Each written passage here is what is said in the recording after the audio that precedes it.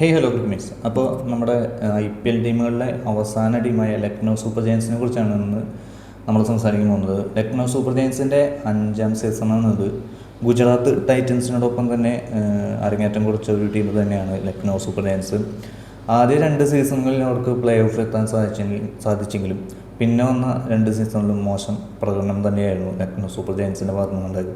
7ാം സ്ഥാനക്കാരായാണ് അവസാന 2 സീസണും അവർ അവസാനിപ്പിച്ചത്. അപ്പോൾ ലക്നൗ സൂപ്പർ ജയൻസിൻ്റെ വിശേഷങ്ങളാണ് ഇന്നത്തെ എപ്പിസോഡിൽ നമ്മൾ സംസാരിക്കാൻ പോകുന്നത്. അങ്ങനെ മൊത്തത്തിൽ അടിമുടി മാറിയാണ് ലക്നൗ സൂപ്പർ ജയൻസ് ഈ 19ാം സീസൺ കളിക്കാറുള്ളത്. അവരുടെ ജേഴ്സിയിലും അതുപോലെ തന്നെ ലോഗോയിലും വ്യത്യാസം വരുത്തിയിട്ടാണ് ലക്നൗ സൂപ്പർ ജയൻസ് വരുന്നത്. ലോഗോ നമുക്കറിയാം, ഒരു ആനക്കൊമ്പൊക്കെ ആയിട്ട് ഒരു കൊമ്പൻ്റെ ചിത്രമൊക്കെ എംബ്ലം ചെയ്താണ് ലോഗോ വരുന്നത്.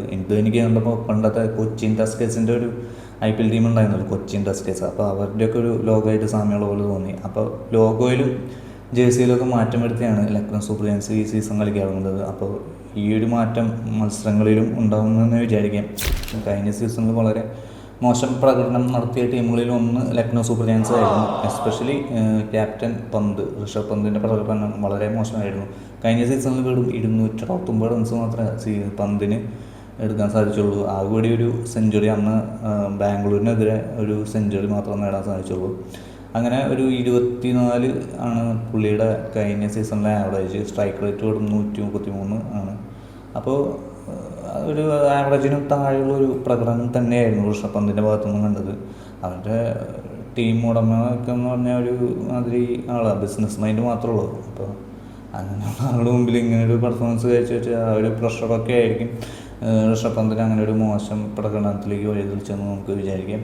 അപ്പോൾ ഇപ്രാവശ്യം കുറച്ച് താരങ്ങളെ ഒഴിവാക്കിയും കുറച്ച് താരങ്ങളെ ബൈ ചെയ്തു തന്നെയാണ് ലക്നൗ സൂപ്പർ ജയൻസ് വന്നത്. നമുക്ക് ഒഴിവാക്കിയ താരങ്ങൾ ആരൊക്കെയെന്ന് നോക്കിയാൽ വെസ്റ്റ് ഇൻഡീസ് പേസറായ ഷമാർ ജോസഫിനെ ഒഴിവാക്കിയിട്ടുണ്ട്. അതുപോലെ ഫസ്റ്റ് ക്ലാസ് പ്ലെയറായ യുവരാജ് ചൗധരിനെയും അതുപോലെ തന്നെ രാജ്വർദ്ധൻ ഹംഗ്രേക്കറിനെയും ഫാസ്റ്റ് ബോളറാണ്. പിന്നെ ആര്യൻ ജുവൽ അണ്ടർ 19 കളിച്ച് പരിചയമുള്ള ആര്യൻ ജുവലിനെയാണ് ലക്നൗ സൂപ്പർ ജയൻസ് ഒഴിവാക്കിയ താരങ്ങൾ. ഷാർദുൽ താക്കൂറിനെ മുംബൈയിലേക്ക് ട്രേഡ് ചെയ്യാണ് ഉണ്ടായത്. ഷാർദുൽ താക്കൂർ ഇപ്പോൾ മുംബൈയിലാണ് കളിക്കുന്നത്. അതുപോലെ തന്നെ ഡേവിഡ് മില്ലറിനെ ഡൽഹി ക്യാപിറ്റൽസിലേക്കും ചേക്കേറാണ് ഉണ്ടായത്. അപ്പോൾ LSG ആരൊക്കെ ടീമിലെടുത്തതെന്ന് നോക്കിയാൽ വെച്ചാൽ ഓസ്ട്രേലിയൻ വിക്കറ്റ് കീപ്പറായ ജോഷ് ഇംഗ്ലീഷിനെ 8.6 കോടി രൂപയ്ക്കാണ് LSG അവരുടെ ക്യാമ്പിലെത്തിച്ചത്. അതുപോലെ തന്നെ ശ്രീലങ്കൻ ഓൾറൗണ്ടറായ വാനിന്ദു ഹസരംഗനെ 2 കോടി രൂപയ്ക്കും, അതുപോലെ സൗത്ത് ആഫ്രിക്കൻ പേസ് ബോളറായ ആൻഡ്രിക് നോട്ട്സനെ 2 കോടി രൂപയ്ക്കും, മുകുൽ ചൗധരിനെ 2.6 കോടി രൂപയ്ക്കും, അക്ഷത് രഘുവൻഷിയെ 2.2 കോടി രൂപയ്ക്കും, നമൻ തിവാരിയെ 1 കോടി രൂപയ്ക്കും LSG തങ്ങളുടെ ക്യാമ്പിലെത്തിക്കുകയായിരുന്നു. പ്ലെയർ ട്രേഡിലൂടെ മുഹമ്മദ് ഷമിയെ സൺറൈസേഴ്സ് ഹൈദരാബാദിൽ നിന്നും അർജുൻ ടെണ്ടുൽക്കറിനെ മുംബൈ ഇന്ത്യൻസിൽ നിന്നും LSG അവരുടെ ക്യാമ്പിലെത്തിക്കുകയായിരുന്നു. അപ്പോൾ മുഹമ്മദ് ഷമി അത്യാവശ്യം അറിയാം, ബോളിങ്ങിലേക്ക് വരുന്നതോടുകൂടി ബോളിങ്ങിൽ കുറച്ചുകൂടി സ്ട്രെങ്ത് ആവാൻ സാധ്യതയുണ്ട്. പിന്നെ അർജുൻ ടെണ്ടുൽക്കർ എനിക്ക് വലിയ വിശ്വാസം പോലെ, മുംബൈയിലൊക്കെ വളരെ മോശം പ്രകടനമായിരുന്നു. അച്ഛൻ്റെ പേര് കളയാൻ വേണ്ടി ജനിച്ചവനാണെന്ന് തോന്നിപ്പോയി. കാരണം ഒരു തരത്തിലുള്ള ഒരു മികവുള്ള പെർഫോമൻസ് ഒന്നും അർജുൻ ടെണ്ടുൽക്കറുടെ ഭാഗത്തുനിന്ന് കണ്ടിട്ടില്ല. അപ്പോൾ ഈ സീസണിൽ എങ്ങനെയാണെന്ന് അറിയില്ല, നമുക്ക് കണ്ടു തന്നെ അറിയാം.